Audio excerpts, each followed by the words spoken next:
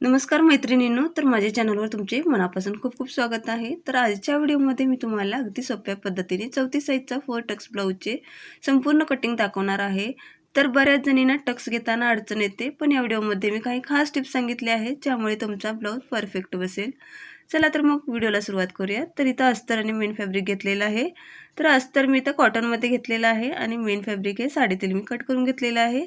तर या मेन फॅब्रिकला बघा इथं एका बाजूनेच काठ आहे, तर तो काठाचा भाग मी बाहीला जोडणार आहे आणि बाही एल्बो पर्यंतची आहे आणि 34 साईजचा मोठा साईज असल्यामुळे इथं अस्तर हा मी 80 सेंटीमीटर घेतलेला आहे। तर इथं अस्तर बघा ह्या पद्धतीने फोल्ड करून घेतलेला आहे। तर वरच्या बाजूने ओपन बाजू आहे, माझ्या बाजूने घडी घातलेली आहे। तर माझ्या बाजूने पॅक बाजू आहे आणि वरच्या बाजूने ओपन आहे। तर इथं पेपर कटिंग घेतलेलं आहे बाहीचं कटिंग करण्यासाठी। जर तुम्हाला पटकन कटिंग करायचं असेल तर असे हे पेपर पॅटर्न घ्यायचे असतात आणि पटकन कटिंग होतात। तर इथं बाजूला स्क्रीनवरती मी मापे दाखवलेले आहेत, त्याप्रमाणे संपूर्ण मी कटिंग करणार आहे। तर इथे ह्याप्रमाणे बाहीची लांबी बघा इथं 10 इंच आहे, त्यामध्ये अस्तरचा ब्लाऊज असल्यामुळे 1 इंच इथं मार्जिन घ्यायचं आहे आणि एकूण 11 इंचाचं मार्किंग करून घ्यायचं आहे। तर इथं बाहीची लांबी 11 इंच घेतलेली आहे आणि एक लाईन आखून घ्यायची आहे। तर इकडं ह्या पद्धतीने लाईन आखून घ्यायची आणि खालून जर तुमचा सरळ भाग नसेल तर इकडून सरळ भाग कट करून घ्यायचा आहे आधी, नंतरच आपण मार्किंग करून घ्यायचं आहे। तर इथं बाही पेपर कटिंग घेतलेली आहे। तर हा ब्लाऊज 34 साईजचा असल्यामुळे बाहीची रुंदी ही 9 इंच घ्यायची आहे आणि लांबी 11 इंच आहे। तर इथं थोडं कमी असल्यामुळे इथं मी मार्किंग करून घेतलेली आहे आधीच। तर हे पेपर पॅटर्न आपण इथं व्यवस्थितपणे ठेवून घ्यायचं आहे आणि इकडून जोड द्यायचा आहे, ते आपण नंतर कटिंग करणार आहे। तर त्या पद्धतीने इथं ठेवायचं आहे आणि पिना जोडून घ्यायच्या आहेत। तर इथं व्यवस्थितपणे पिना जोडून घ्यायचे आहेत। पेपर बघा थोडाही इकडं तिकडं होऊ देऊ नका। तर इथं आहे तशी बाहीची कटिंग करून घ्यायची आहे। तर इथं पटकन कटिंग करण्यासाठी बघा ह्या पद्धतीने पेपर कटिंगचा उपयोग करायचा असतो। तर इथं पूर्णपणे आपली बाहीची कटिंग झालेली आहे। तर इथं जोड द्यायचा आहे, तो आपण राहिलेल्या कापडामध्ये नंतर कटिंग करून घेणार आहे। तर आता इथं मागील भागाची आधी आपण कटिंग करणार आहे। तर आधी इथं ह्याप्रमाणे बघा ओपन भाग आहे आणि माझ्या बाजूने घडी घातलेला भाग आहे। तर मागच्या भागाला आपण पॅक बाजूने मापे टाकणार आहे। तर इथं पूर्ण उंची 12.5 आहे, त्यामध्ये 1 इंच मागील भागासाठी 1 इंच वाढवून घ्यायचं आहे, म्हणजे एकूण 13.5 इंचाची उंची घेतलेली आहे।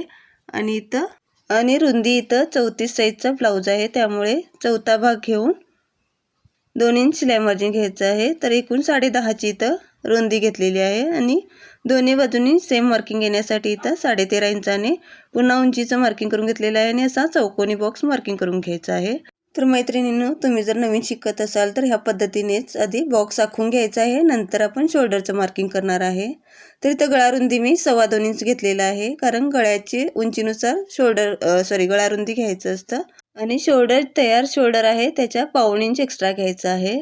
तर एकूण मी 5.25 इंचाने इथं शोल्डरचं मार्किंग टाकलेलं आहे, कारण गळा रुंदी 2.25 आणि राहिलेलं आपण शोल्डरसाठी ठेवणार आहे। तर मुंडा हा 5.5 इंचाने घ्यायचा आहे आणि इकडून सुद्धा 5.5 इंचावरती मार्किंग करून घ्यायचं आहे आणि तिकडून 5.25 इंचवरती मार्किंग, असा हा चौकोनी बॉक्स मार्किंग करून घ्यायचा आहे, म्हणजे मुंड्याला आकार देण्यासाठी इथं खूप इझी जातं, त्यामुळे इथं ह्या पद्धतीने मार्किंग करून घ्यायचं आहे। तर इथं मुंड्याला आकार देण्यासाठी कॉर्नरवरून 1.5 इंचाने किंवा 1.25 इंचाने मार्किंग करून घ्यायचं आहे आणि इकडून शिलाई मार्जिन 2 इंच आणि हा मध्य काढून घ्यायचा आहे आणि हा एक मार्किंग करून घ्यायचा आणि कर्व शेपने इथं बघा ह्या पद्धतीने आकार देऊन घेणार आहे। जर तुमच्याकडे ही स्केल नसेल तर तुम्ही डायरेक्ट हाताने सुद्धा मार्किंग करून घेऊ शकता। ह्या पद्धतीनेच हे तिन्ही पण पॉईंट आपण जोडून घेतलेला आहे। तर इथं गळ्याची उंची घ्यायचं आहे, तर 9.5 गळ्याची उंची आहे। अर्धा इंच शिलाई मार्जिन घेऊन एकूण 10 इंचवरती मार्किंग करून घ्यायचं आहे। तर दोन्ही बाजूने सेम मार्किंग येण्यासाठी इथं 10 इंचाने मार्किंग करून घ्यायचं आणि खालून गळा रुंदी ही 3 इंचाने घेतलेली आहे, कारण इथं मी मटकी गळा कटिंग करणार आहे, त्यासाठी इथं खालून थोडीसं गळा रुंदी वाढवून घेतलेली आहे। या पद्धतीने तिरकस असं मार्किंग करून घेतलेलं आहे मी। तर इथं मटकी गळा असल्यामुळे वरून 2.5 इंचवरती मार्किंग करून घ्यायचं आहे।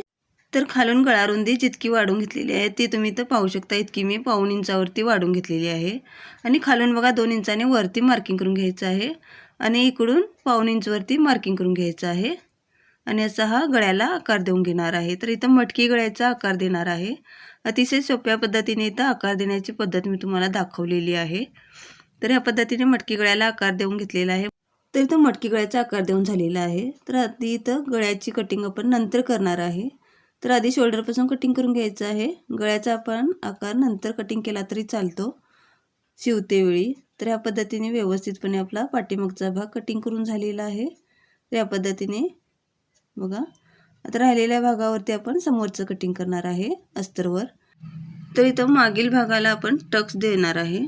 तर इथं 2 इंच शिलाई मार्जिन सोडायचं आहे आणि राहिलेल्या भागाचा फोल्ड करून घ्यायचा आहे टेप आणि इथं मध्यावरती मार्किंग करून घ्यायचं आहे टक्ससाठी.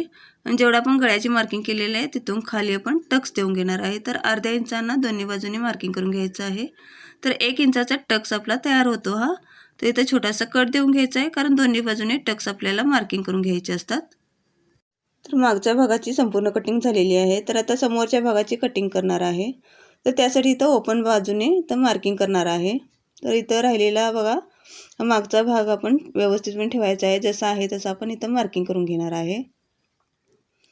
तर इथं गळ्याची बघा रुंदी घेतलेली आहे, तिथं सुद्धा मार्किंग करून घ्यायचं आहे. जसं आहे तसं मार्किंग आपण पूर्णपणे डार्क करून घ्यायचं आहे. आणि समोरच्या भागाला आपण 1 इंचानं वाढवून घेणार आहे पुन्हा, कारण इथं योगपट्टीसाठी आपल्याला जोड देण्यासाठी बघा मार्जिन ठेवावं लागतं. त्यासाठी इथं 1 इंचानं पुन्हा वाढवून घ्यायचं आहे खालून उंची.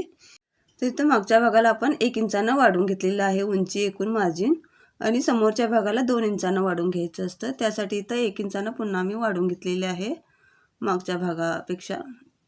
तर इथं मुंड्याचा आकार आपण मार्किंग करून घ्यायचा आहे. तर त्यासाठी इथं मेजर टेप ठेवून व्यवस्थित बघा मार्किंग करून घ्यायची असते. तर 5.5 इंचवरती मार्किंग करून घ्यायचं आहे आणि असा हा चौकोनी बॉक्स पुन्हा मार्किंग करून घेतलेला आहे. तर गळ्याची उंची ही समोरच्या भागाची 5.5 आहे. तर त्यामुळे 6 इंचाने मार्किंग करून घ्यायचं आहे. अर्धा इंच शिलाई मार्जिन शोल्डरवरती जातं वरती जोडते वेळी. तर त्याप्रमाणे इथं राऊंड आकार आपण देऊन घेणार आहे. तर आता इथं मुंड्याला अर्धा इंचानं मार्किंग करून घ्यायचं आहे आणि आकार देऊन घ्यायचा आहे. तर हा आकार आपण मागचा कटिंग करत नाही, तर आता हा मुंड्याचा आकार कटिंग करणार आहे समोरच्या भागासाठी. तर इथं 3 इंचाने योगपट्टीसाठी मार्किंग करून घ्यायचं आहे 3 इंच, आणि इकडून सुद्धा 3 इंचानं मार्किंग करून घ्यायचं आहे. आणि अशी एक लाईन आखून घ्यायची आहे आणि त्याच्यावरती 1 इंचानं मार्किंग करून घ्यायची आहे आणि कर्व शेप घ्यायचा आहे आणि असं हे कर्व मार्किंग करून घ्यायचं आहे. तर या पद्धतीने योगपट्टीचा आकार देऊन घेतलेला आहे. तर इथे योगपट्टीची मार्किंग झालेली आहे. तर आता टक्सची मार्किंग, तर ते 4 टक्स बघा कसे घ्यायचे आहे. तर शोल्डरपासून खाली बघा इथं 9.5 इंचवरती मार्किंग करून घ्यायचं आहे आणि हुक लूप पट्टीच्या बाजूकडून बघा इकडून या पद्धतीने 3.5 इंचवरती मार्किंग करून घ्यायचं आहे आणि अशी ही खाली एक लाईन आखून घ्यायची आहे. तर हा 1.25 इंचाचा टक्स देऊन घ्यायचा आहे. असा 1.25 इंचानं दोन्ही बाजूने मार्किंग करून घ्यायचं आहे. एकूण 1.5 इंचाचा टक्स होतो. तर वरती बघा टक्सच्या वरती अर्ध्या इंचानं मार्किंग करून घ्यायचं आणि दोन्ही बाजूने 1.5 इंचाने मार्किंग करून घ्यायचं आहे. तर हे 2 टक्स आपले तयार झालेले आहेत. असा हा तिरकस टक्स देऊन घ्यायचा आहे दोन्ही पण. तर पाहू शकता जशी मार्किंग केलेली आहे तसेच टक्स देऊन घेतल्यानंतर व्यवस्थित बसतात. तर ह्या टक्सवरून वरती 2 इंचांना हा मुंड्याचा टक्स देऊन घ्यायचा आहे. असे हे 4 टक्स आपले मार्किंग करून झालेले आहेत. तर हा समोरचा भाग ओपन भाग असल्यामुळे थोडं इकडं तिकडं होऊ शकतं, त्यामुळे इथं पिना जोडून घेत आहे मी. तर तुम्ही नवीन शिकत असाल तर पिना व्यवस्थितपणे जोडून घ्यायचं आणि मगच कटिंग करून घ्यायचं आहे, कारण कटिंग करतेवेळी पुढं मागं होऊ नये त्यासाठी. तर हा भाग गळ्याचा बघा आपण हुक लूक पट्टीसाठी वापरतो, त्यासाठी तर हे टाकू नका, आपल्याला पुन्हा उपयोगी पडतात ह्या पट्ट्या कट केलेल्या. तर असं हा मुंड्याचा आकार देऊन घ्यायचा आहे. तर समोरच्या मुंड्याचा आकार कट करायचा आहे. तर या पद्धतीने पाहू शकता पूर्णपणे आपली समोरच्या भागाची सुद्धा कटिंग झालेली आहे.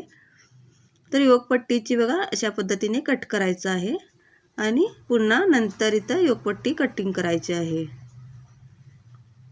तर जसा शेप आहे तसाच योगपट्टीचा कट करायचा आहे.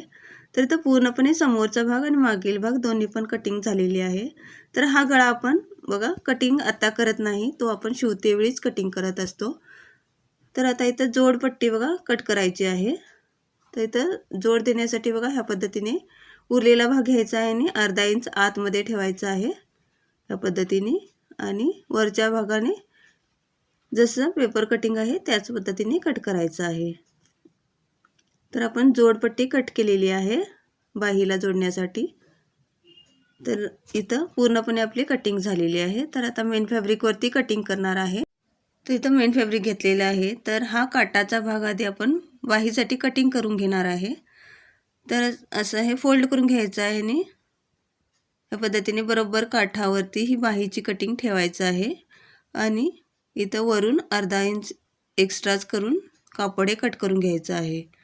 बघा जसं आहे तसं कट केला तर शिवते वेळी बघा पुढं मागं होऊ शकतं, त्यासाठी इथं मेन फॅब्रिक थोडं एक्स्ट्राच कट करायचं असतं। तर इथं पूर्णपणे बाहीची आपली मेन फॅब्रिकसुद्धा कटिंग करून झालेलं आहे, बाहीची कटिंग झालेली आहे। तर हे आपण नंतर शिवते वेळीच कटिंग करायचं असतं, तर त्यासाठी इथं हे बाजूला ठेवूयात आणि पूर्णपणे आपली जी कटिंग केलेली आहे अस्तरवरती ती ठेवून व्यवस्थितपणे पूर्ण हे मेन फॅब्रिक कटिंग करून घ्यायचं आहे। तर बघा ह्या पद्धतीने डबल फोल्ड करून घ्यायचं आहे आणि मागील भागाची आधी कटिंग करून घ्यायची आहे, नंतर मग ओपन भागाकडून समोरच्या भागाची कटिंग करून घ्यायची आहे। तर इथं पूर्णपणे आपली मेन फॅब्रिकसुद्धा कटिंग करून घेतलेलं आहे मी, जसं आहे तसंच कट करून घ्यायचं आहे। तर आजच्या ह्या व्हिडिओमध्ये मी अतिशय सोप्या पद्धतीने 34 साईज 4 टक्सच्या ब्लाऊजची संपूर्ण कटिंग दाखवलेली आहे। तर आजचा हा व्हिडिओ तुम्हाला कसा वाटला मला कमेंट बॉक्समध्ये नक्की सांगा। तर व्हिडिओ आवडला तर लाईक करा, शेअर करा आणि चॅनलवर जर तुम्ही नवीन असाल तर प्लीज चॅनलला सबस्क्राईब करा। व्हिडिओ शेवटपर्यंत पाहिल्याबद्दल मनापासून खूप खूप धन्यवाद। पुन्हा भेटूया अशाच छान छान व्हिडिओमध्ये, तोपर्यंत बाय, थँक्यू।